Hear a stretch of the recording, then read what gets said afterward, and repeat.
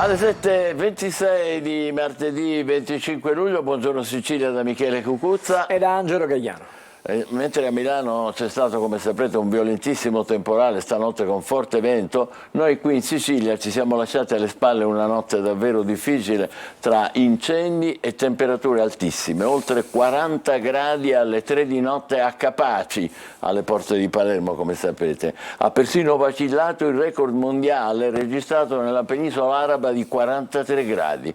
La Sicilia brucia con vasti incendi che avvolgono Palermo e la sua provincia. I roghi riguardano la montagna di Capogallo, il promontorio che sovrasta Mondello e Bellolampo, dove sta bruciando una delle vasche della discarica comunale. Diverse abitazioni nella zona di Pizzosella sono state abbandonate dai residenti perché minacciate dalle fiamme.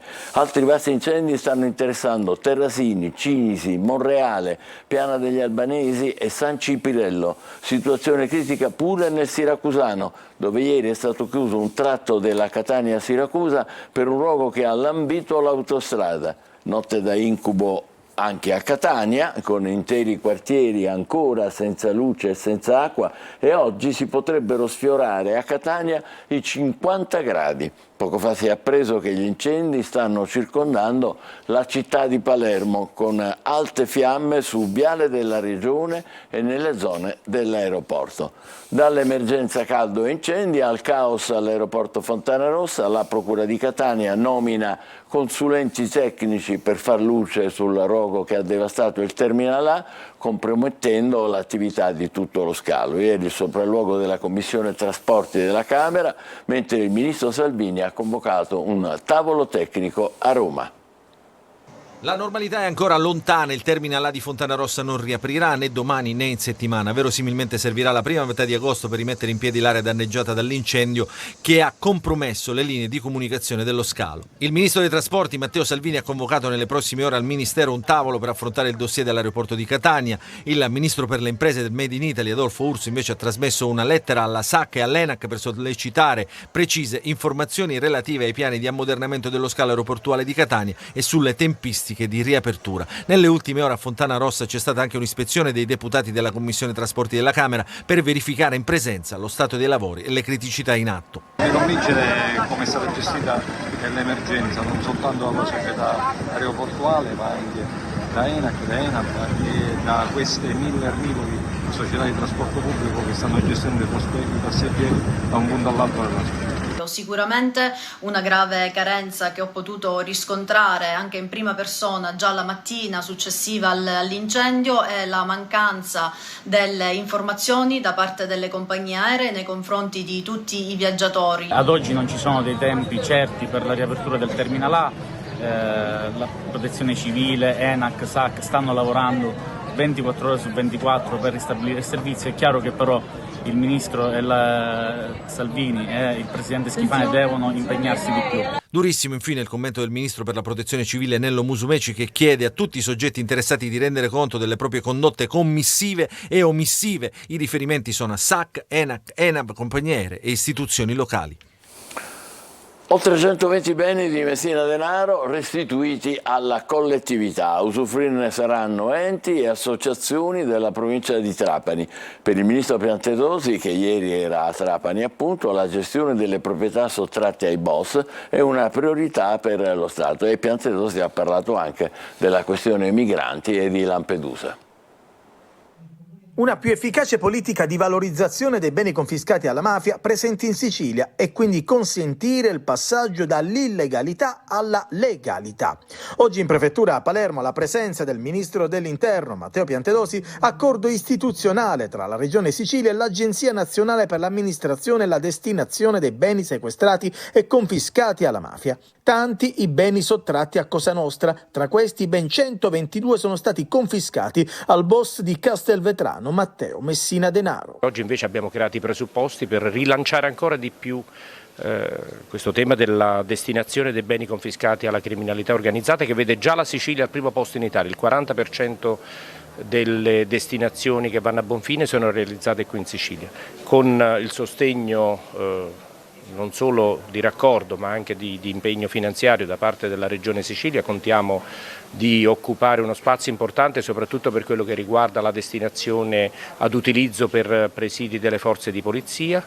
Il ministro è tornato anche sulla nuova emergenza che sta affrontando Lampedusa proprio a causa delle condizioni del centro d'accoglienza e del grande numero di presenti. Negli ultimi giorni si sono registrati vari momenti di tensione, in particolare tra i minorenni non accompagnati, e così, tra fughe e denunce, Lampedusa si ritrova nuovamente a fronteggiare l'ondata di arrivi. Lampedusa e tutti noi stiamo soffrendo di questo problema di arrivi importanti per i problemi che sapete dalla Tunisia, agevolati sicuramente dalla condizione estiva di bel tempo, ma comunque l'origine è quella che sappiamo.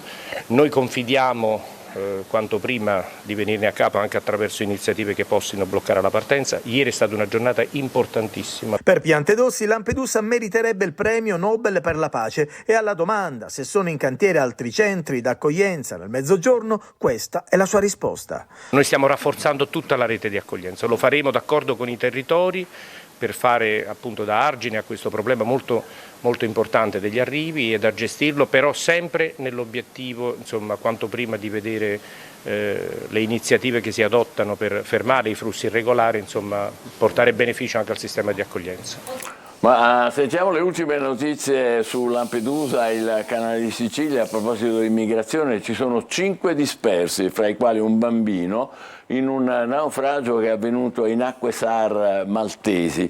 15 migranti originari di Costa d'Avorio e Gambia che sono stati trasferiti al poliambulatorio di Lampedusa. Al Molo Favarolo è stato sbarcato purtroppo anche il cadavere di una donna. I naufraghi hanno raccontato di essere partiti in 43, fra cui 3 bambini da Sfax, come sempre in Tunisia. Angelo, vogliamo vedere i quotidiani siciliani? Sì, Michele, lo facciamo subito. Questa è una foto eloquente di quello che stiamo vivendo. Estate d'inferno, scrive il quotidiano La Sicilia, sottolineando come caldo asfissiante. C'è stato ieri un picco a Catania, ci sono ancora blackout, acqua a singhiozzo e ora gli incendi. La Sicilia di fatto è in ginocchio. Questa è la sintesi di quello che si vive in questo momento nella nostra regione. E poi c'è l'emergenza Fontanarossa, svolta nell'inchiesta, ecco i periti, la SAC, lavori 24 su 24 ore per riaprire il terminal, caos voli.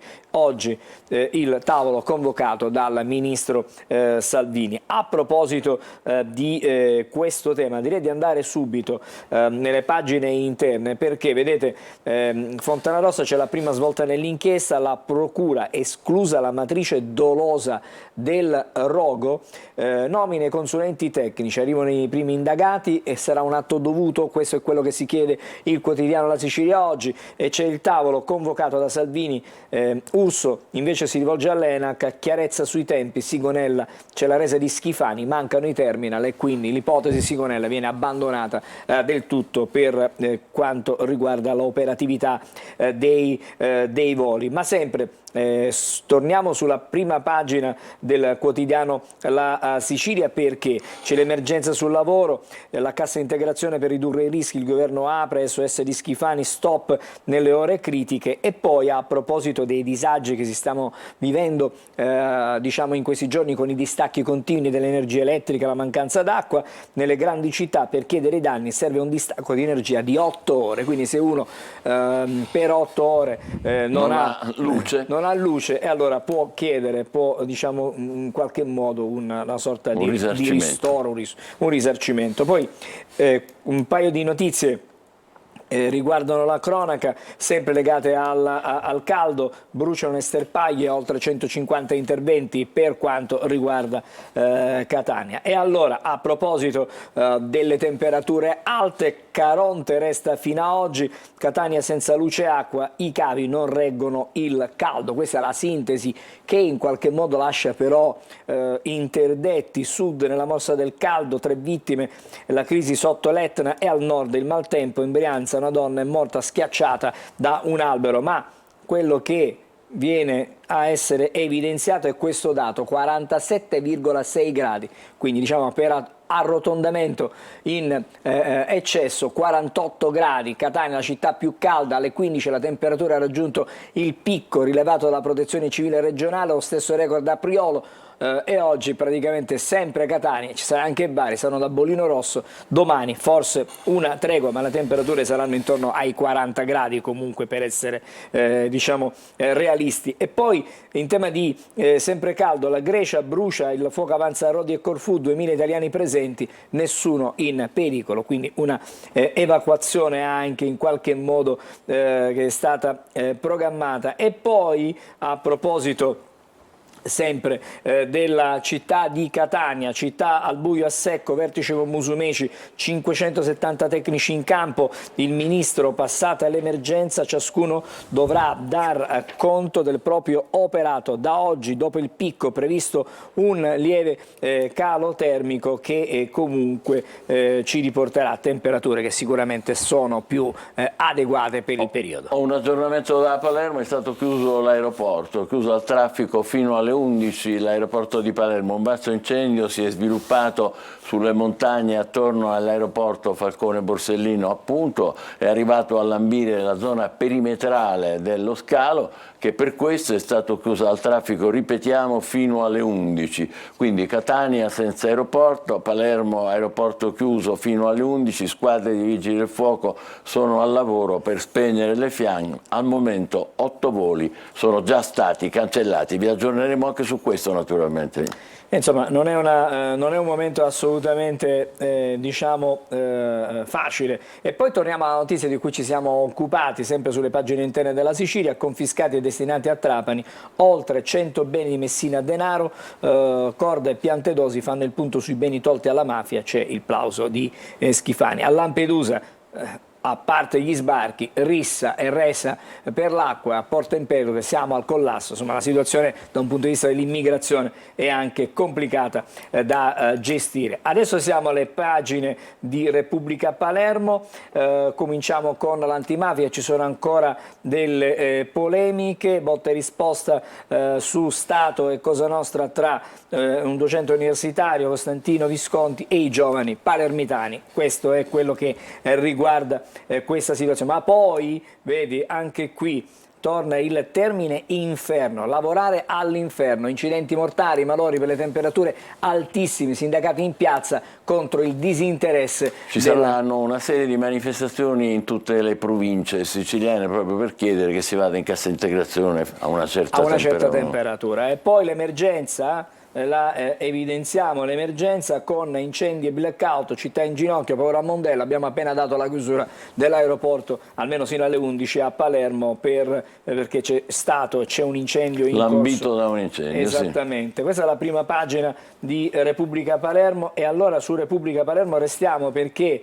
la situazione anche lì non è per niente serena, fiamme, caldo, blackout, una giornata di paure a Palermo e crisi rifiuti. Quindi, a parte tutto quello che c'è, possiamo ancora leggere: sgomberate alcune villette sopra Mondello, brucia Bellolampo. È per questo che c'è la crisi di rifiuti, perché Bellolampo, è vero, cos'è? È una discarica e non gettate immondizia, questo è l'appello della RAP, quindi praticamente tenetevela a casa. In questo momento evidentemente la situazione è davvero... Le immagini sono agghiaccianti quelle che c'ha la Repubblica, guardate, proprio mamma mia. Questa è la discarica di Bellolampo, come si può vedere, insomma una delle vasche tecnicamente definite così, che sta bruciando. Poi la notizia che abbiamo visto nella prima pagina: lavorare come all'inferno, niente divieti, parte la protesta fra incidenti mortali e malori. Un operaio di 69 anni ha perso la vita cadendo da un ponteggio ad Aragona.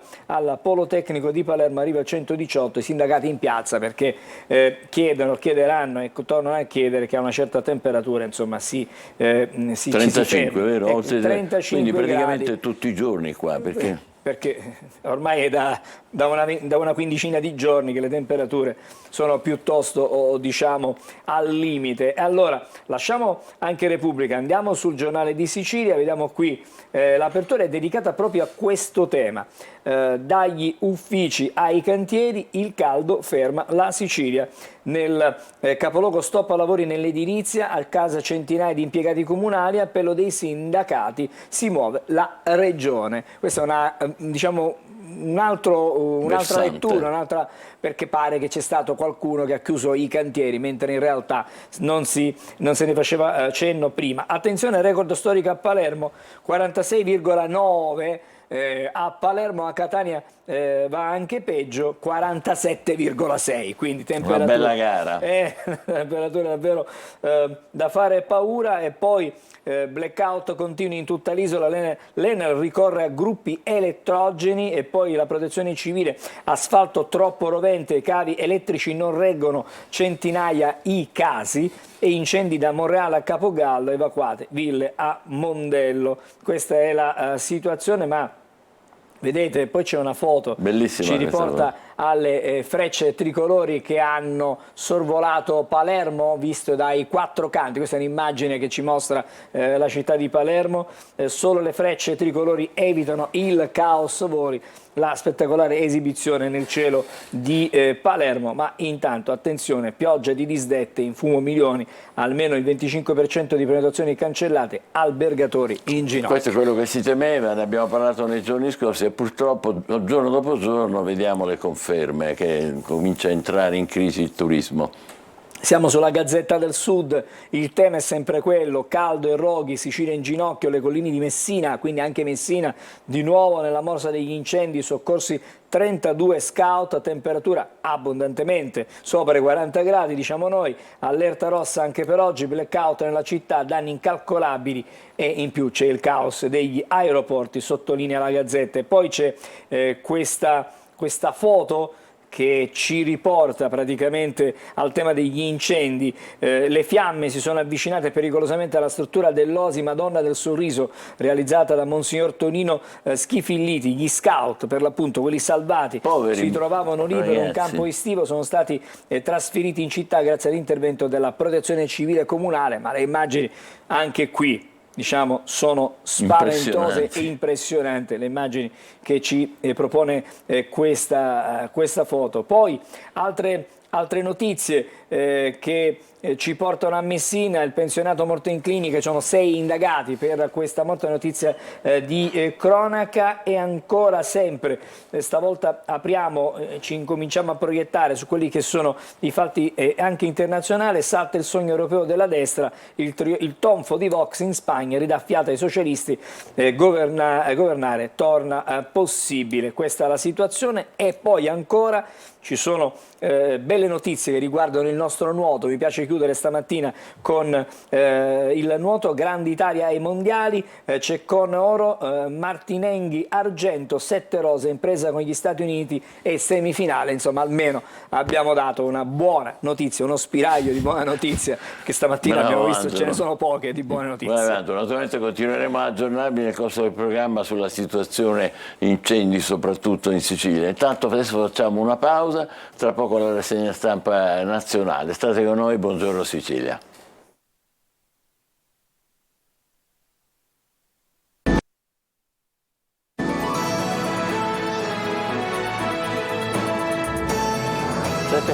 Buongiorno Sicilia, ancora aggiornamenti in diretta sulla situazione incendi. Adesso il versante, diciamo, di maggiore crisi è l'area di Palermo. Le fiamme lambiscono l'autostrada Palermo-Mazara del Vallo, sono stati chiusi gli svincoli di Villa Grazia, Carini e Cinisi. Fate attenzione a ciò che vi diciamo. Intanto abbiamo già detto, l'aeroporto di Palermo è chiuso fino alle 11. Possiamo vedere le immagini, guardate un po', queste sono immagini, brucia l'aeroporto. è un incendio che è arrivato a lambire il perimetro, vedete gli aerei praticamente a poche centinaia di metri da quei roghi, fateci caso, squadre di vigili del fuoco al lavoro per spegnere le fiamme, 8 voli cancellati, ma vi rendete conto voi stessi che in quella situazione del genere è impossibile atterrare, decollare, non ne parliamo, vi aggiorneremo costantemente nel corso del programma. Ricordiamo chi dovesse muoversi che l'aeroporto di Palermo è chiuso fino alle 11 e sono chiusi gli svincoli dell'autostrada di Villa Grazia, Carini e Cinisi della Palermo-Mazara del Vallo. Vediamo i quotidiani nazionali, Angelo. Sì, Michele, allora cominciamo, visto che stiamo parlando di meteo, di condizioni avverse, di incendi, cominciamo dal Corriere con questa foto che è l'emblema di quanto accade. Se da noi si brucia al nord Italia praticamente c'è una tempesta di vento, di fulmini e di altro, a cominciare anche dalla grandine grossa come delle palle da tennis, una donna uccisa da un albero, pioggia e trasporti praticamente sono andati in tilt. C'è da aggiungere ancora a Milano i tetti scoperchiati, una vittima anche in Brianza, quindi l'Italia è di fatto spaccata a metà. Da una parte c'è l'inverno o comunque fenomeni che sono tipicamente invernali con piogge, temporali, nubifragi, dall'altra parte c'è gravi disagi a nord e a sud, tutte e esattamente,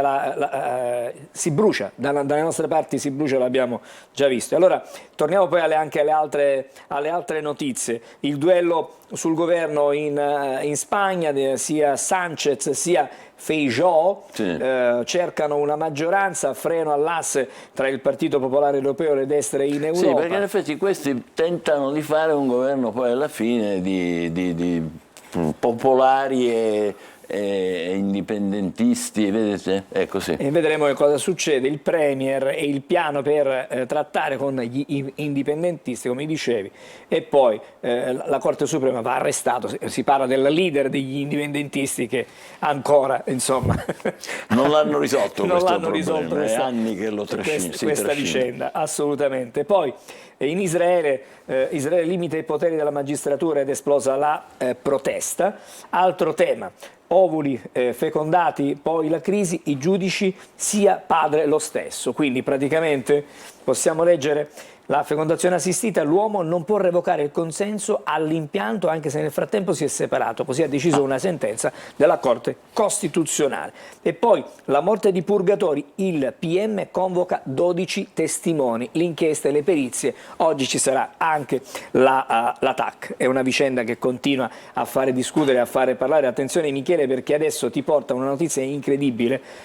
Diciamo così, Mbappé, che è il fenomeno del calcio mondiale, questo astro nascente, un anno vale 1 miliardo, lo vuole una squadra, lo porterà probabilmente negli Emirati e quindi per un anno 1 miliardo. Mi spiace, devo aggiornarmi ancora con notizie spiacevoli che arrivano dall'area di Palermo. Abbiamo parlato dell'aeroporto chiuso fino alle 11, di alcuni svincoli sulla Palermo-Mazara chiusi. Adesso i roghi bruciano nella zona Contrada in Serra e quindi stanno minacciando l'ospedale Cervello, per cui i vigili del fuoco sono impegnati dalla notte scorsa nelle operazioni di spegnimento. Abbiamo avuto la conferma poco fa dalla Protezione Civile, la nostra redazione alle spalle è in piena attività. Ringraziamo i colleghi naturalmente, a cominciare da Tonino De Mana, che ci aggiornano costantemente. Come vedete adesso l'epicentro fiamme è nella zona di Palermo, vi aggiorneremo in tempo reale. Prego. Torniamo di nuovo alla rassegna nazionale. Il premio agli evasori, scrive Repubblica. Cosa significa? Fratelli d'Italia attacca l'Agenzia delle Entrate e chiede al governo di negarle il potere di appello quando perda il contenzioso in primo grado. Ma il ragioniere generale dello Stato boccia la riforma, misure agevolative e indeterminate che producono una perdita di gettito. Sì del 70% degli italiani al salario minimo, le opposizioni no al rinvio. Questa è la sintesi dei fatti. Poi la Santanchè, ora i PM di Milano indagano anche per truffa allo Stato. Un'inchiesta infinita. E ancora le elezioni in Spagna, un Parlamento senza maggioranza e poi ancora Vedete, Eccole anche qua. qui grandine e fuoco, l'Italia è spezzata in due dal clima impazzito, quello che dicevamo prima, tempesta in Lombardia, un morto a Lissone, fiamme in Sicilia. È attualissimo, diciamo, questo titolo della Repubblica. Siamo adesso alla Stampa, anche sulla Stampa si apre con i fatti di Spagna, l'onda nera si è fermata in Spagna, Schlein telefona a Sanchez, sei un esempio per l'Europa. Sanchez è il leader socialista spagnolo. E poi Cohen-Bendit, ascesa dei sovranisti inarrestabile, questo è un'altra un commento di Cohen-Bendit, esattamente. vabbè. E poi si legge sulla prima pagina sempre della Stampa questa foto doppia con il pompiere che sta operando e sta cercando di bloccare le fiamme Dalle nostre parti questo. Esattamente, dall'altra parte il ghiaccio, l'acqua torrenziale, il nubifragio, la grandine, a chi conviene la catastrofe. Questo è il commento che viene da Mario Tozzi. Bravo. Però clima, emergenza clima, dopo Rodi brucia anche Corfù, muore una donna a Milano, aeroporti in tilt, insomma è una situazione davvero di difficile soluzione in questo momento. Siamo ad Avvenire, come sempre ha un suo taglio, una sua notizia, sicurezza ma alimentare, scrive il quotidiano dei Vescovi. Il Premier insiste su una cooperazione non predatoria che fermi le migrazioni. ONU contro la Russia sul grano, le ONG contestano l'intesa con la Tunisia, non garantisce i diritti, Libia prove di collusione, guardiacoste, trafficanti. Insomma, il tema dei migranti è a 360 gradi davvero, c'è di tutto e di più. Turismo, un'offerta che non fa crescere la riflessione, bassa qualità, ma siamo nel Salento, e scarsa ricaduta. Questa è la situazione che viene descritta. La Spagna è senza governo, frena l'ipotesi diciamo delle destre al potere in una maggioranza di destra all'Unione Europea, e sulla guerra in Ucraina dopo i tiri su Odessa, missili sui cereali vicino alla Romania, e si alza sempre di più il tiro con questo conflitto. Il Messaggero, afa e vento, prima vittime, piano caldo per i lavoratori, colpi di calore, nubifragi e virus, ospedali intasati e anche 3 morti. Cassa integrazione, orari flessibili, il governo lavora al decreto, più pause nei campi, perché nei campi chiaramente a lavorare con questo caldo è difficile. Il Messaggero chiarisce che ci sarà un decreto, ecco, quindi per questo qua in Sicilia sono già previste le manifestazioni sindacali nei prossimi giorni. E infatti proprio così. Poi ancora scuola, c'è la deroga, esami di riparazione fino all'8 di settembre, quindi chi è stato, diciamo, rimandato in qualche materia sui debiti formativi da colmare entro il 31 agosto si potrà andare oltre, quindi una buona notizia per gli studenti che hanno una settimana in più. E poi l'abbiamo già vista, Italia nuota nell'oro e nell'argento, 2 immagini dei nostri atleti che ci stanno regalando tantissime soddisfazioni ai mondiali. Leggiamo anche il Fatto Quotidiano, la sinistra resiste se non fa ammucchiate. Questo Sanchez è l'opposto di Letta e centristi, la lezione spagnola. Ovviamente sempre una... Questa è l'analisi del fatto, vero? Proprio così. E poi attenzione, Santoro intercettato dai PM per smontare il depistaggio, bugie tappabuchi di Avola in un libro. Cosa dice? I PM non credono alle rivelazioni del pentito nel libro del giornalista, così chiedono l'archiviazione per stragi e lo accusano di calunnia, ma la tesi non convince il GIP che l'ha respinto. Quindi c'è anche su Via D'Amelio, tutto questo sempre su Via D'Amelio si continua ancora a discutere. Siamo sul Giornale, Fontana, fine del fango, la vicenda del Covid, il governatore lombardo esce a testa alta dal calvario giudiziario, per la sinistra era un assassino. E poi una notizia che ha del curioso, tu chiamali se vuoi radical chic. Elkan, schifato dai giovani, fa infuriare Repubblica perché pare che accanto a lui in aereo ci fosse un ragazzo tatuato con il tablet in mano. Gli ha dato fastidio. Gli ha dato un po' di fastidio. Questo sì. E poi ancora, tempeste, il nord devastato, a Catania blackout per il caldo. La sintesi mi pare ci può stare, fatta dal Giornale. Leggiamo anche Libero, Repubblica si rivolta contro padron Elkan, eccolo qui, il padre dell'editore fa pubblicare un articolo per lagnarsi della gentaglia che lo disturba in prima classe sul treno. Ah, era sul treno, chiedo scusa. La redazione classista ci dequalifica. Insomma, sono beghe un po' così. Interne tra proprietà e redazione. Esattamente. La sinistra perde ma esulta. Il caso psichiatrico della Spagna, scrive ancora stamattina Libero. Non so se abbiamo il tempo. Sì, hai ancora un minuto. Esattamente, il manifesto no Vox, è chiaro. Vox è l'estrema destra spagnola. Esattamente, poi salario minimo, scontro sul rinvio, maggioranza sulla difensiva, le opposizioni tengono il punto, insomma si discuterà in commissione di questa vicenda. In Ucraina droni di Kiev su Mosca, bombe russe sul grano, la guerra insomma sta prendendo un'altra piaga, un'altra forma. Benissimo, grazie Angelo Gagliano. Adesso facciamo una breve pausa e guarderemo il meteo, che è estremamente importante in queste ore, come sapete, e poi parleremo, tanto per rendere la situazione ancora più allegra, di truffe online. Oggi va così. State con noi, buongiorno Sicilia. Un saluto e bentrovati da Clara Ventura di Trebi Meteo. Nella giornata di martedì Italia divisa in due, temporali localmente di forte intensità sulle regioni settentrionali e sulla Toscana, diversa invece la situazione al centro-sud. Nuova ondata di caldo importante sulla Sicilia, sarà sì una giornata estiva e soleggiata, ma con caldo insopportabile, con afa e umidità fastidiose, temperature massime diurne che in molte località sfioreranno punte di 45-46 gradi.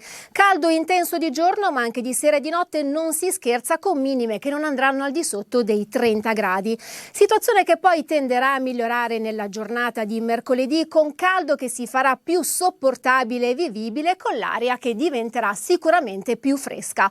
Con questo è tutto, dettagli maggiori vi aspettano come sempre sull'app di Trebi Meteo. Allora, sono le 7.58, caldo insopportabile, si sfioreranno i 45, secondo me si supereranno, vedremo. Salutiamo il nostro ospite Gianfranco San Giorgio, che è segretario provinciale della Federazione Autonoma Bancari Italiani, Fabi, che ci parla appunto di truffe online, quelle che vengono comunemente definite phishing. Che cos'è il phishing? Sì, il phishing è una delle forme di truffe online, perché non è l'unica. Diciamo, le truffe online sono nate con il phishing già da diverso tempo. Le truffe, diciamo, online sono state anche, si sono aumentate proporzionalmente alla diffusione degli smartwatch soprattutto. Il phishing è la tecnica usata da malfattori che mandano delle mail malcapitati con dei loghi contraffatti di istituzioni finanziarie come una banca o un ente creditizio, e quindi il cliente è indotto a pensare che la banca provenga dalla propria filiale, per cui e che cosa vogliono questi? Vogliono soprattutto le credenziali di accesso al conto corrente, quindi ecco, sia quelle per accedere sia quelle per disporre poi di pagamento, che è quello che interessa ai malfattori. Certo. Diciamo, ci sono state anche altre forme di truffe. È un fenomeno in crescita, vero? Molto in crescita, e noi questi dati ce li abbiamo anche dai ricorsi che si fanno all'arbitro bancario finanziario, che è un organismo indipendente che di risoluzione stragiudiziale delle controversie con gli enti finanziari. Abbiamo dei dati che nel 2022 c'è stato un aumento fino al 41%, fatto 100 in totale dei ricorsi all'arbitro bancario finanziario. Ecco, uno chi fa ricorso? All'arbitro bancario finanziario è un organismo indipendente che, diciamo, di risoluzione stragiudiziale delle controversie con gli enti creditizi. In prima battuta il cliente deve rivolgersi alla propria banca, quindi prima fare un reclamo alla propria banca. Se la risoluzione non porta gli esiti sperati, il cliente ha 12 mesi di tempo per poter fare un ricorso all'arbitro bancario finanziario. Sul sito www.arbitrobancariofinanziario.it ci sono tutte le indicazioni. Bancariofinanziario.it. Oh, ma c'è stato un caso importante, famoso, ovvero quello delle Poste Italiane. Che cos'era? Sì, quello delle Poste Italiane è stato un caso in cui praticamente la Cassazione ha dato ragione al cliente, per cui adducendo al fatto che la banca, in questo caso le Poste, non hanno utilizzato tutti i mezzi disponibili per poter garantire il cliente. Diciamo che c'è dall'anno scorso una direttiva europea sui pagamenti, la PSD2, che impone agli enti finanziari e alle banche di utilizzare, di attrezzarsi per dare un'autenticazione forte ai propri clienti. Cos'è l'autenticazione forte? È un sistema per cui per accedere, per disporre del proprio denaro, bisogna usare non una sola credenziale ma più di una credenziale, e devono avere tre caratteristiche questi, diciamo, 2 credenziali su 3 disponibili, che sono il possesso, la conoscenza e l'inerenza. Il possesso è quello che un cliente può avere, che può essere uno smartphone o un token, che è il famoso produttore di codici. Certo. La conoscenza è quello che il cliente deve conoscere, quindi un PIN o una password, e l'inerenza invece è quello che il cliente può essere, quindi o il riconoscimento facciale o l'impronta digitale. Quindi sono barriere ulteriori, Sì, diciamo. non basta più una sola credenziale, ma devono esserci almeno 2 credenziali per poter accedere e disporre del proprio Ma quando uno è vittima denaro. di questo è troppo tardi di solito. Quando si accorge dell'avvenuto, diciamo, prelievo, Perché se questi ti prendono i soldi, sì, che fai? bisogna in ogni caso fare il reclamo alla banca, perché la banca comunque tende a verificare se c'è stato qualche falla nei propri Ma sistemi. li può fermare la banca? Si riesce? Allora, ci sono dei tempi stabiliti, se il tempo in cui il cliente si accorge di questo prelievo forzoso del denaro è abbastanza immediato, Rapido. si riesce a bloccare. Se passa già 12 ore, 24 ore, già è molto Quindi tardi. bisogna stare con l'occhio sempre aperto quando c'è qualcuno che ti dice di manovrare sul Allora, tuo conto. un consiglio che mi sento di dare ai Prego. clienti è quello di non dare i codici via telefono, via email agli operatori bancari, perché gli operatori bancari non sono autorizzati a chiedere i codici tramite email, tramite telefono, tramite SMS, quindi già questo è un dato. Dopodiché bisogna anche iniziare ad avere una certa educazione digitale, perché ormai la diffusione degli smartphone impone anche essere padroni dei propri mezzi. Hanno agevolato un po' la vita a tutti, ma purtroppo ci possono essere anche dei rischi. Poi ci sono anche chi chiede di investire, di fare trading e ti fa versare soldi. Anche quello è un altro tipo di truffa, però anche questo bisogna stare molto attenti, soprattutto bisogna rivolgersi ai propri consulenti con cui noi già conosciamo, abbiamo una conoscenza personale, e fare le cose. Li devi proprio conoscere. Sì, e questo è importante, perché l'assistenza che può dare un consulente fisico in una filiale di una banca, di un ente creditizio, è comunque superiore a quelle online. Non quelli Sì. che ti promettono guadagni Esattamente, mostruosi. e questo è un altro dato, il fatto, non so, anche per fare gli acquisti online, il fatto di farsi allettare dei prezzi molto bassi in alcuni siti deve indurre a capire che c'è qualche cosa sotto che non va. Anche lì. Certo, perché i prezzi medi di mercato sono quelli, quindi chi ti propone un bene, un servizio a un prezzo molto più basso rispetto a quelli medi di mercato, evidentemente c'è qualcosa sotto. Ma io posso rinunciare, dico no, ho capito, questa non è cosa seria, Sì. ma poi posso anche tentare di danneggiarli questi qua, posso fare qualcosa? No, se c'è qualche sospetto basta fare una denuncia alla polizia postale, quindi polizia poi postale. penseranno loro a fare tutte le Ecco, indagini. si può però fare questo? Sì, se c'è un sospetto di un reato, sì, sicuramente. Sì. È difficile però poi dimostrare il reato o trovare i responsabili? Allora, per quanto riguarda l'arbitro bancario finanziario, diciamo che le decisioni che prende la BF, arbitro bancario finanziario, vengono fatte sulla base documentale, quindi il cliente porta i documenti, porta tutto quello che ha a disposizione e l'arbitro decide. Diciamo che le decisioni dell'arbitro non sono vincolanti rispetto alle banche, però se l'ente creditizio non adempie a quello che dice l'arbitro bancario, c'è una forma di pubblicità negativa, perché sul sito dell'arbitro bancario finanziario per 5 anni verrà messa questa notizia di inadempimento, mentre sul sito sulla home page della banca verrà messo per 6 mesi questa notizia di Ma inadempimento. mi fa un esempio per capire, diciamo, terra? Esempi ce ne sono tanti, quindi ci sono stati casi in cui la decisione dell'arbitro bancario finanziario era quella di riconoscere il rimborso al cliente, non è stato fatto dall'ente creditizio, La banca non l'ha fatto, e quindi è stata messa questa pubblicità negativa. gli ha messo Questi sono pochi casi, perché le banche tendono comunque poi ad adempiere a tutelare il cliente, anche per non farsi cattivo pubblicità. È logico, è sempre anche come... E quindi che cosa fare o cosa non fare? I suggerimenti Ecco, per i suggerimenti concludere. sono questi, quelli che innanzitutto quelli che ho già detto prima, nessun operatore bancario, nessun funzionario di banca chiede codici via telefono o via mail. Ultimamente c'è la diffusione di un nuovo tipo di phishing che si chiama spoofing telefonico. Come si chiama? Spoofing. S-P-O-O-F-I-N-G, telefonico, che consiste Che fanno questi? questo qua praticamente consiste una tecnica che consiste nell'effettuare delle telefonate subentrando, sostituendo il mittente, il numero chiamante, come se fosse quello di una banca. Quindi il cliente è indotto, vede sullo smartphone che sta chiamando la propria banca o un call center della banca, per cui è indotto a credere che sta parlando con un funzionario della banca. E quindi per lì è difficile. Infatti anche sulle telefonate bisogna stare attenti. Però io dico, ma a questo punto non si può intervenire preventivamente, cioè quando io mi impossesso di un numero telefonico e faccio una telefonata, e questi gli enti preposti, allora, le gli enti istituzioni si stanno attrezzando per poter evitare, ma purtroppo purtroppo sono attacchi informatici di alto livello questi, per cui ci sono stati casi di violazione anche di siti molto importanti, come quelli dei ministeri, come quelli. Caspita. E quindi in questi casi bisogna attrezzarsi così come fanno i malfattori, anche diciamo, le istituzioni devono incominciare a. Una volta si parlava di privacy, che c'erano i numeri riservati, ma oggi è superato questo, è superato ormai dall'avanzare della tecnologia. Un consiglio me lo dà, quando qualcuno con cui uno sa di avere a che fare con persone serie, eccetera, fa un acquisto, una cosa, e ti chiedono l'IBAN, quello si dà o no? Allora, se fa un acquisto, in genere i pagamenti vengono fatti tramite bonifico bancario, quindi il destinatario del bonifico non ha motivo di chiedere l'IBAN, quindi non va dato mai l'IBAN. Ecco.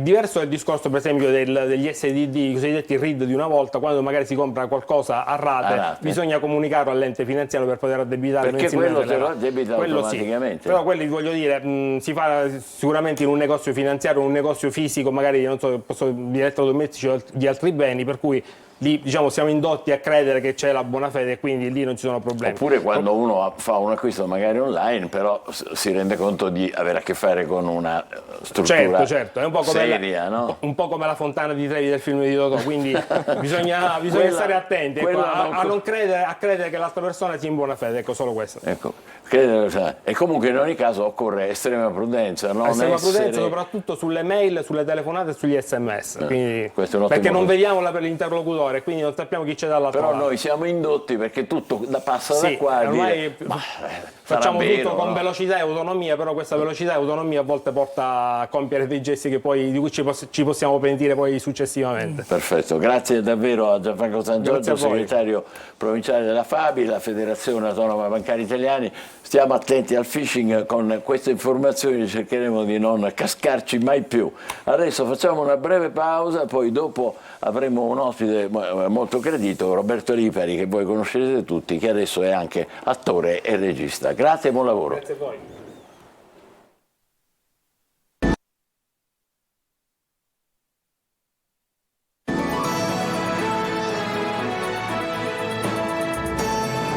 Alle 10, buongiorno Sicilia, abbiamo parlato poco fa di phishing, adesso parliamo con un amico e con un personaggio che conoscete tutti, popolarissimo, di qualcosa che non è molto lontano. Lui è Roberto Lipari, attore e regista, diamo il benvenuto, ciao, come stai? Ciao Michele, ciao a tutti. Buongiorno. Bene, allora lui è attore, protagonista, sceneggiatore, regista di un nuovo film che si chiama So tutto di te, appunto. Poco fa parlavamo del fatto che non c'è la privacy più, che si fa il phishing e tutte le varie annessi e connessi. E il suo film è So tutto di te, secondo film di Roberto Lipari, che esce dopo il successone di Tutto a posto, è vero? Sì, io metto sempre tutto nei titoli, che mi porta fortuna. Fortuna. Il film ha a che fare con quello che dicevate, perché io ho origliato. Allora, senza fare spoilerare, un po' ci puoi accennare qualcosa, no? Sì, certo. Innanzitutto volevo dire che mi dispiace non poter essere lì di presenza, perché causa incendi qui a Palermo sono stato frenato anch'io, però la situazione è veramente drammatica, quindi mi dispiace, sarei tanto voluto essere lì con voi anche per mangiarmi una cipollina. Esatto. Dispiace anche a noi, ma lì che vedi? Fiamme dalla finestra? Da casa mia sì. Sì, perché io sto vicino a Monte Pellegrino e ieri era veramente una situazione infernale. Mamma mia. Sembrava che c'era uno che mi faceva il barbecue nel balcone, tutto il fumo, quindi diciamo non è stato questo. Comunque, tornando al film. So tutto di te. So tutto di te è una frase che può dire una persona che ti vuole tanto bene, perché ti conosce e sa tutto di te. Ma è una frase che può dire anche un algoritmo, perché noi abbiamo concesso agli algoritmi i nostri più reconditi segreti. È un po' perché ci ascoltano mentre parliamo, infatti tu parli di un argomento, di divani, poi entri in un sito e ti spunta la pubblicità dei divani. Un po' perché noi, quando facciamo un percorso su una mappa o qualunque cosa, concediamo le nostre informazioni. E allora in questo film, Su tutto di te, prende queste due sfaccettature, quella dei sentimenti e quella dell'algoritmo. il protagonista è questo personaggio che sono io, che sono goffo, che veramente nella vita sono goffo, quindi ho portato un mio lato nella vita nel film, e poi quando entra in possesso di un computer che può vedere tutti gli algoritmi di tutti, sa in anticipo le cose e non fa più le gaffe. Solo che questo è un potere molto grande. Senti, però abbiamo visto niente di meno che Leo Gullotta e i pupi, abbiamo visto. E che c'entrano con gli algoritmi? Perché la metafora del film è proprio che forse siamo un po' tutti pupi, nel senso che non ci rendiamo conto che c'è qualcuno che ci sta muovendo il film. C'è un burattinaio allora, no? Un burattinaio. C'è un burattinaio. Sì, esatto. Ognuno che può essere un algoritmo, come può essere pure un'idea che ci mettiamo in testa. A volte uno si fissa con un'idea che ci guida. Senti, ma è vero che fa capolino anche Mario Biondi, niente meno, eh? Mario Biondi ci ha regalato 2 canzoni nel film, di cui quella dei titoli di coda che ho messo pure nel trailer, che è meravigliosa. Mario ci ha fatto questo regalo, infatti è un bel mix tra Sicilia occidentale e Sicilia orientale, perché c'è Leo Gullotta, Barbara Tabita, Mario Biondi, e poi Leo Gullotta fa proprio il maestro Puparo, è mio nonno. Ho avuto un grande onore averlo in scena con me. È stato, vale tutto, Leo vale tutto. Quindi questo è sull'algoritmo che ognuno di noi ci frega, e invece tutto a posto era sulle magagne all'università. Quello è stato un successone, vero? Sì, quello è incredibile, come sembra sempre uscito ieri, cioè quel film è longevo, e questo è bellissimo perché non lo sapevo. Quando fai una cosa tu non sai che effetto avrà in futuro. Poi è bello perché So tutto di te è quasi una seconda parte di Tutto a posto, perché lì in Tutto a posto la tecnologia è la risorsa, e qui invece diventa forse denuncia. E quindi è come se avevo lasciato un discorso interrotto e l'ho voluto concludere, sempre con la commedia, con la risata, anche perché c'è la mia dolce 3/4 Sergio Friscia, perché metà non può essere. È vero, l'abbiamo intravisto l'ottimo Friscia in qualche sequenza lì. Che fa lui? Lui che fa Friscia? Sergio è il mio migliore amico, quindi è molto facile. Se devo pensare a un amico non posso che pensare a Sergio, e lui utilizza questo computer che sono tutte le informazioni di tutti per recuperare il rapporto con la figlia, che gli dice che non lo conosce, non sa niente di lui. Lui dice: perfetto, so che musica si ascolta, che film si vede, tutto attraverso il computer. Solo che Sergio non è proprio bravo a utilizzare, quindi gli anticipo che sarà molto divertente. Sì, poi l'abbiamo vestito con queste camicie alla Magnum PI perché ci faceva ridere, quindi era bello. Invece questo attore che vedete è l'unico attore non siciliano, che è maltese, David Tucci, che è l'hacker che porta il computer. E come vedete Roberto lavora in un'agenzia immobiliare che si chiama Casa Casa. Bello. Che è un modo di dire tipico del sud, quando uno perde qualcosa in casa, ce l'ho perso casa casa, quindi mi piaceva creare questa È vero, casa casa l'ho perso. Senti, ma non esce al cinema, So tutto di te, esce su una piattaforma, no? Esce su Prime Video, è già disponibile, perché da ieri a mezzanotte già mi hanno scritto che sono visti, quindi è bellissima questa cosa. Esce in piattaforma, e la cosa più cioè che già potrebbe bastare questo per raccontare il film, è che Amazon Prime ha detto la data del 25 luglio d'uscita ce l'ha suggerita l'algoritmo. Più di questo un cortocircuito incredibile. Senti, Striscia continua a farla, continua a prendere in giro me sempre ancora o non più? Tra l'altro devo dire una cosa, che Michele, c'era una scena che poi abbiamo tagliato, che io avevo pensato proprio a te, ce l'avevo pure scritto in sotto, purtroppo poi la scena è saltata in sceneggiatura, ma io volevo te nel film. Recupereremo per il terzo. Sono a tua disposizione, visti i precedenti. Beh, ma la fai sempre Striscia, no? Sì, torniamo a ottobre. Sì, ma quella è casa nostra. Anche nel film a un certo punto io e Sergio ci piazziamo dietro il bancone, proprio come siamo dietro il bancone di Striscia. Quindi Striscia si torna, quella è casa e famiglia. Anche alla fine del film, tra i ringraziamenti, ho messo Antonio Ricci, perché lui ha creduto nella coppia me e di Sergio prima forse di noi due, e quindi gli devo un grande grazie. Sì, ne so qualcosa io, ha creduto.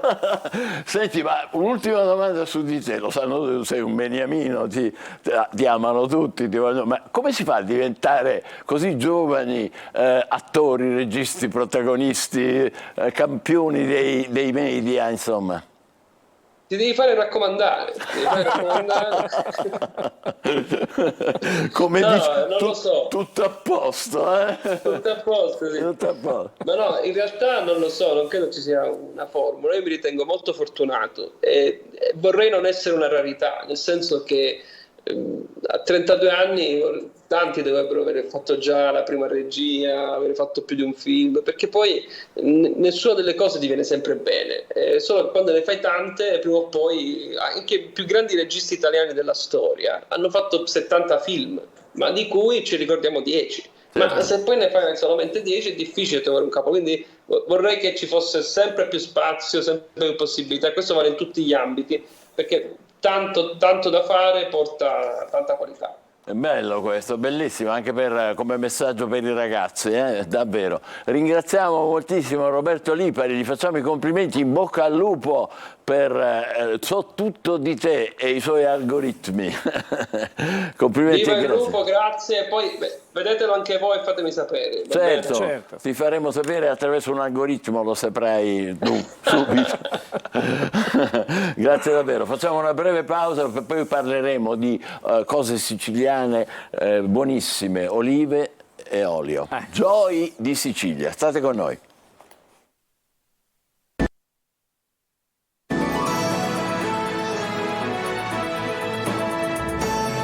8:22, buongiorno Sicilia, ancora aggiornamenti sull'emergenza incendi in corso questa mattina, la notte scorsa a Palermo, adesso vedremo delle immagini esclusive, sono 120 le famiglie, eccole qua, evacuate nella zona, qui siamo tra Mondello, Capogallo e Poggioridente e come vedete, ecco, vedete i mezzi dei vigili del fuoco, sono fiamme altissime.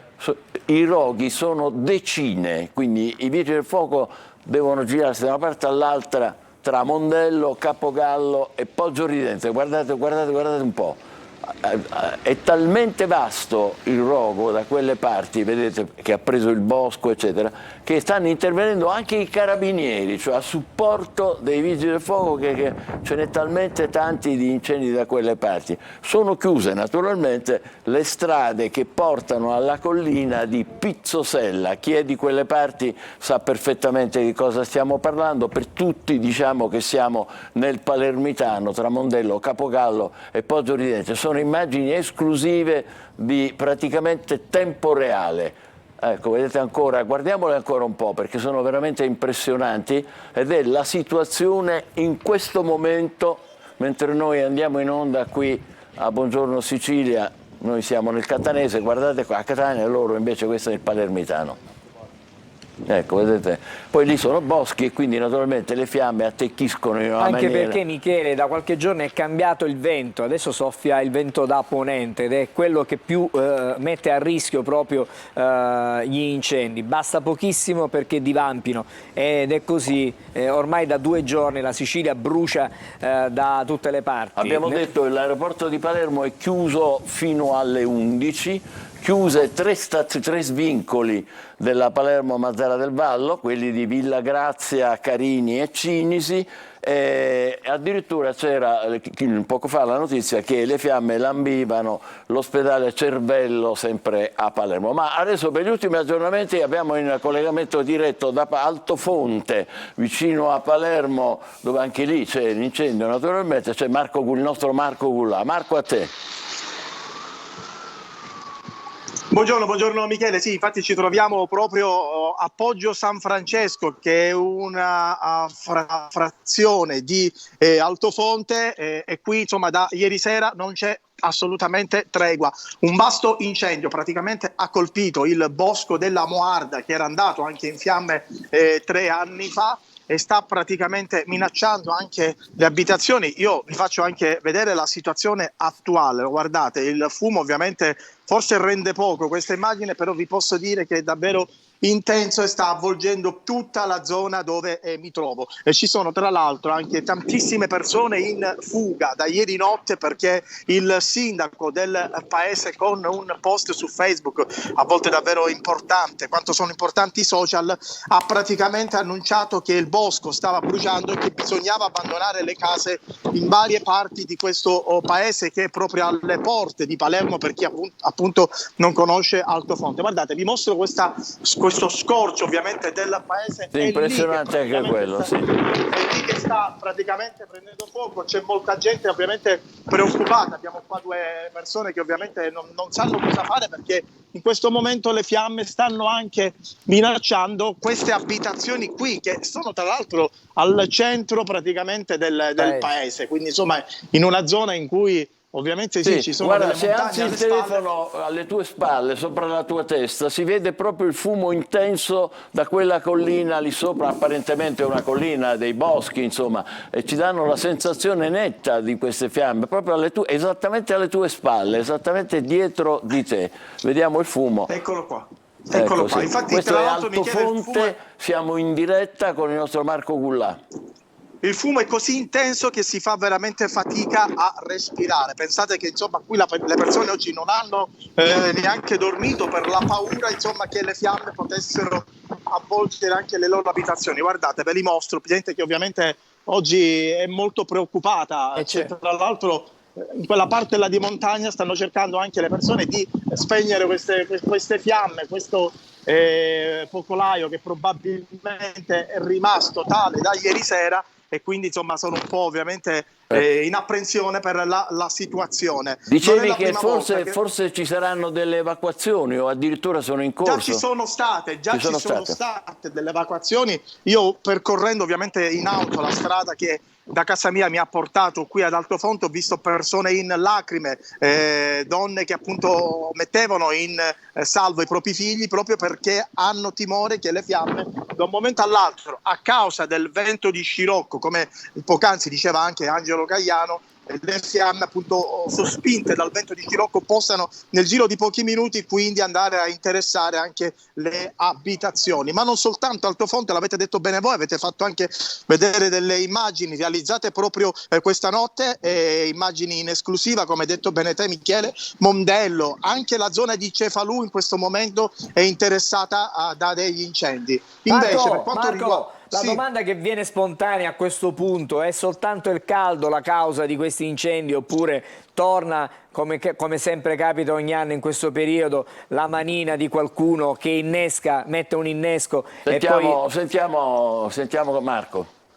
Io credo che questo sia ovviamente lavoro anche per gli inquirenti, insomma, per le varie indagini, però sono certo, Angelo, che per andare a provocare un incendio come quello di ieri, ad esempio ad Altofonte, alla Moarda, guarda, mi sbilancio, ti dico che la mano purtroppo dell'uomo ci sarà assolutamente, come anche in altri incendi di Monreale, perché sì, ci sono stati 45-46 gradi, però l'incendio è stato troppo vasto e probabilmente appiccato in vari punti, in modo che così potesse ha visto giusto il nostro Angelo Gagliano.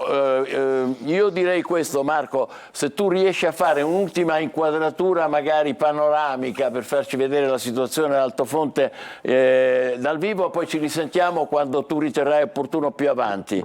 Abbiamo perso la linea. Vi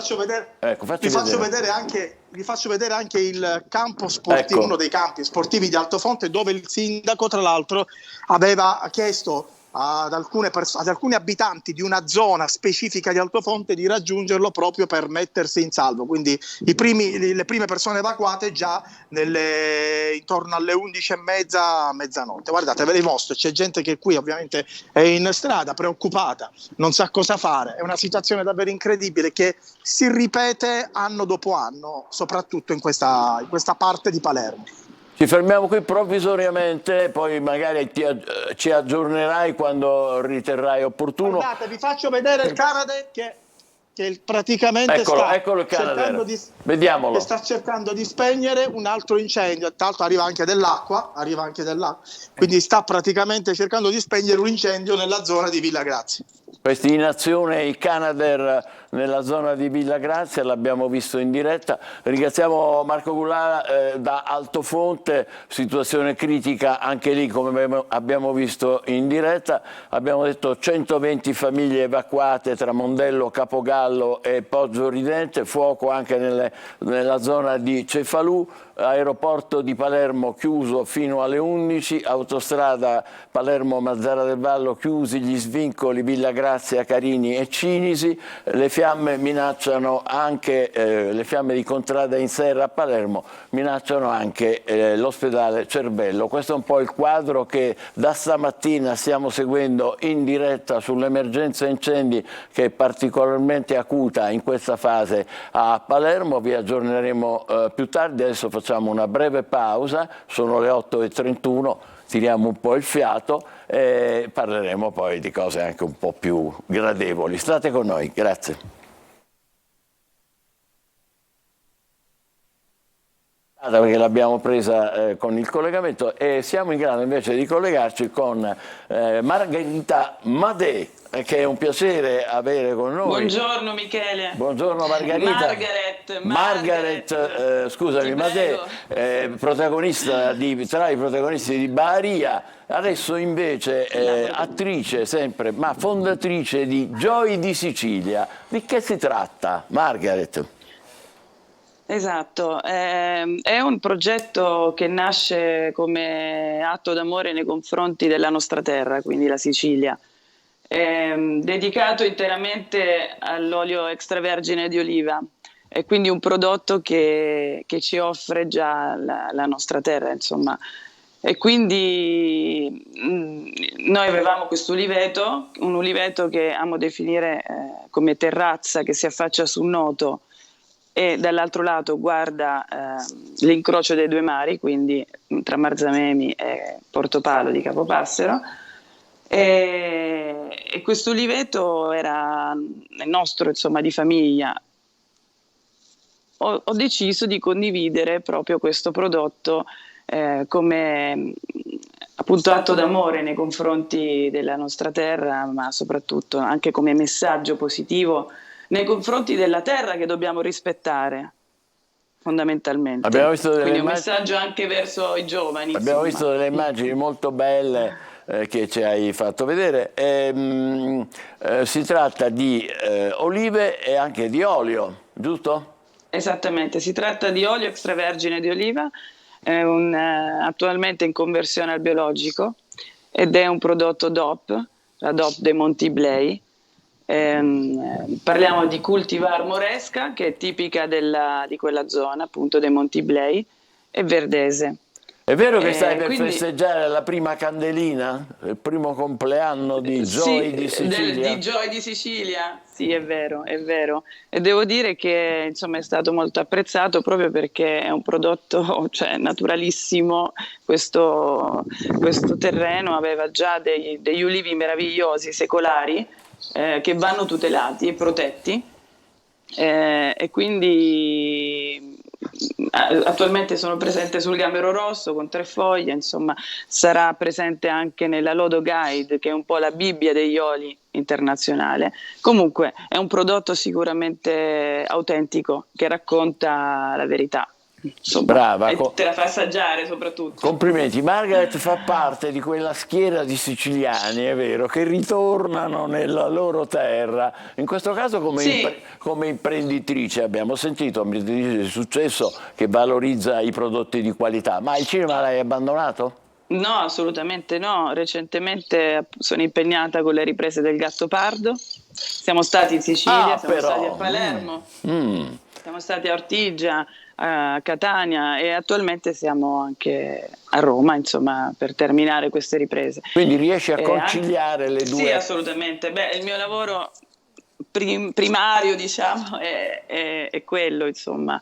E poi, diciamo, quest'amore appunto per la mia terra, la passione per la Sicilia e per la terra di per sé, quindi le piante, il rispetto della natura che ci circonda, trovo che sia oggi come oggi ancora di più importante e fondamentale, ma anche proprio come messaggio da mandare, da trasmettere, visto che siamo così circondati dal nulla, dal vuoto, soprattutto mi spiace dirlo, ma purtroppo molti giovani oggi seguono il nulla sostanzialmente, quindi insomma è bene lanciare dei messaggi invece positivi, autentici e concreti soprattutto. Estremamente positivi. Senti, io non capisco nulla di varietà di olive, però leggo qua che le tue sono particolarmente di qualità, perché si chiamano Moresca. Se le descrivi un po'.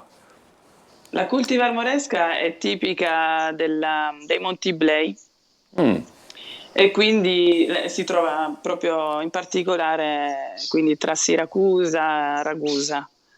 E viene fuori questo olio, insomma, perché poi ci sono diverse cultivar di olive, la Sicilia, la Puglia, la Toscana, persino la Liguria, la Taggiasca, insomma ci sono diverse cultivar e ogni oliva chiaramente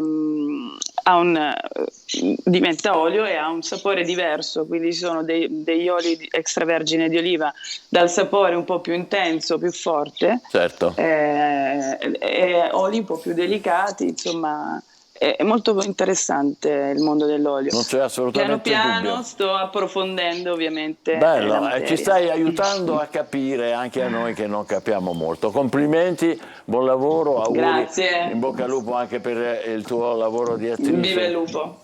Viva. Grazie per Michele, buona giornata. Buona giornata a te, Margaret Madè in collegamento diretto dalla zona di Noto. Adesso ci fermiamo, abbiamo il promo di Insieme, ci facciamo 2 risate, poi chissà che invece non torniamo a darvi notizie sugli incendi che stanno interessando il Palermitano. State con noi, buongiorno Sicilia. Buonasera, sono tornata. Sono qui ancora per presentarvi alcuni oggetti della nostra azienda, la Giochi Golosi. Ho anche pensato a un claim. Donne, siete insoddisfatte perché cercate la felicità fuori. Invece la vostra felicità dipende da quello che avete dentro.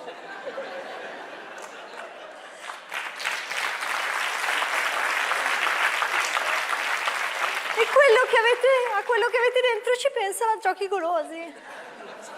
Forse è un po' lungo, però. E si dice che una donna non va toccata neanche con un fiore, ma non se il fiore è questo. Anche questo ha una discreta vibrazione. Con questo potete fare mamma, non mamma. Vi ama sempre. È un fiore. Quindi, come tutti gli altri fiori, va bagnato.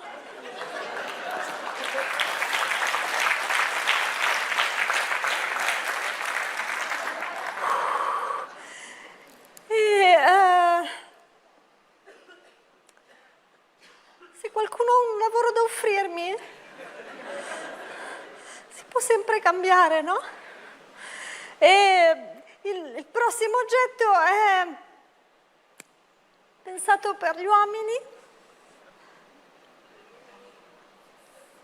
che a volte usano delle cose pericolose che si rompono. Questo è il nostro dildo totalmente infrangibile. Ha una simpatica forma di delfino.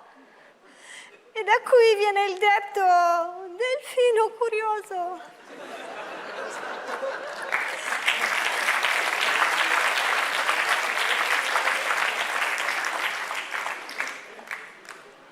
Ha un comodo piedistallo che evita il fastidioso effetto risucchio. È un oggetto per tutta la famiglia. Per esempio mia nipote che sta mettendo i denti lo adora. Anche il mio cane glielo lancio, me lo porta indietro scodinzolando. E io a questo punto vorrei ricordarvi che abbiamo anche una linea Sadomaso. Mi hanno detto di dire un claim dove c'è aia, c'è gioia. A questo punto io vi rimando al nostro sito www.giochigolosi.org oppure alla nostra pagina Facebook. Cliccate delicatamente mi piace. Grazie.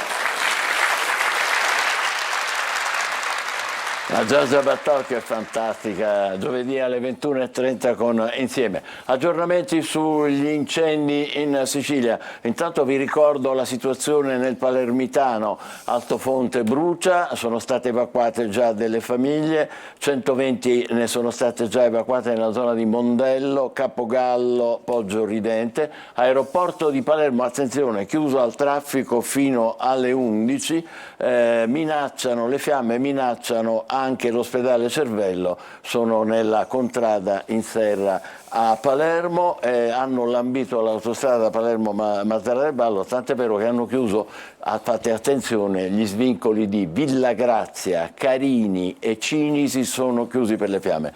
Ultime notizie, brucia anche Messina, i vigili del fuoco sono impegnati in operazioni di spegnimento di grossi incendi divampati a Curcuraci e Mini San Pietro. Sono notizie di pochi minuti fa.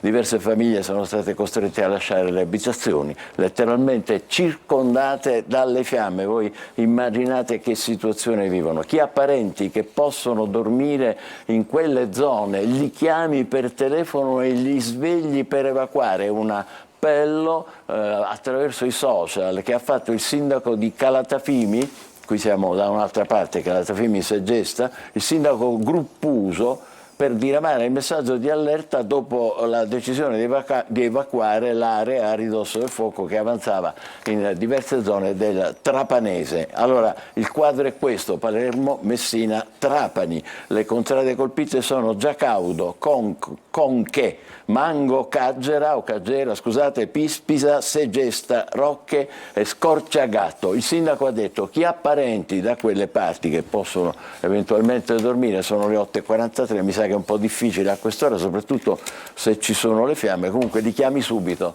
perché anche lì la situazione è difficile per gli incendi. Siamo nel Trapanese, abbiamo descritto un po' tutte le situazioni, in questo momento vi daremo gli aggiornamenti ulteriori nel corso del programma prima di concludere, e adesso direi di tirare un po' il fiato con il nostro Marco Amato, che vedo alle prese col suo caffè, che sarà naturalmente di ottimo auspicio, spero. Marco, vero? Buongiorno. Me lo auguro, sono giorni difficili, un po' dispiacevoli, però un buongiorno sempre con un buon caffè, una speranza quotidiana. Giusto, benissimo. Oggi con chi te la prendi?